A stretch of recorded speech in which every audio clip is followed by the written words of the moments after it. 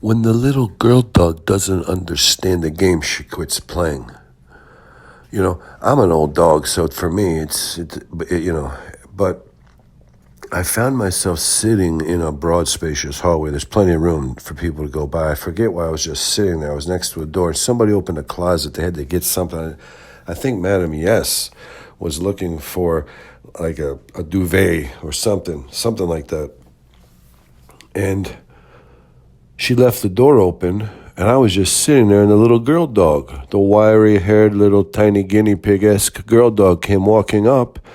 And so just because, I've done it before, I know how you play this game, I'm an old dog.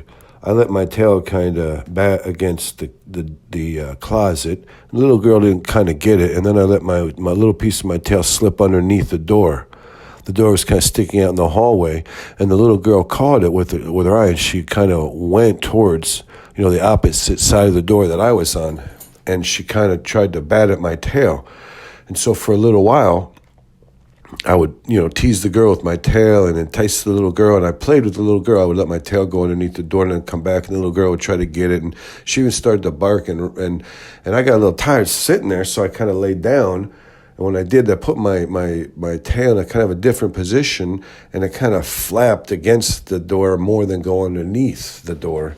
And the girl, she kind of got a little frustrated after a while. She didn't understand how this game was supposed to be played. So I hunched over a little better so my tail would go under the door a little bit better. And then again, I put a big piece of my tail out and brought it back and underneath. And then the girl played again. But very quickly she lost interest because she didn't understand. She kept running around to my side of the door. Like she wanted to attack my tail on this side of the door. When she got over there, she realized she's not enticed. There's nothing triggering her in her little tiny dog brain to play, there's no animal instinct to catch the prey.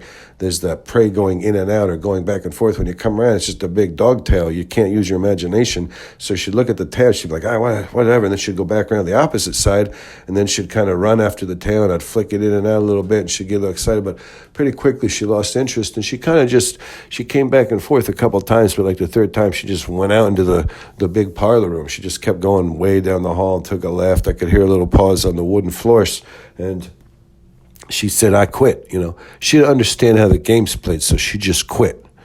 That's how the little girl dog can be. Believe me, I love the little girl dog, but I'm starting to see. First, I thought she was a terrorizing, little whatever, a little freak, a half-year-old unstoppable force of freak and meanness and nastiness. Then I came to really appreciate the good qualities of the little girl, and then I got to see some of the other more nuanced underlying qualities of the little girl, and now I'm going from being madly in love to, thinking, well, this little girl, she could be a handful, I'm just saying, she could be a handful.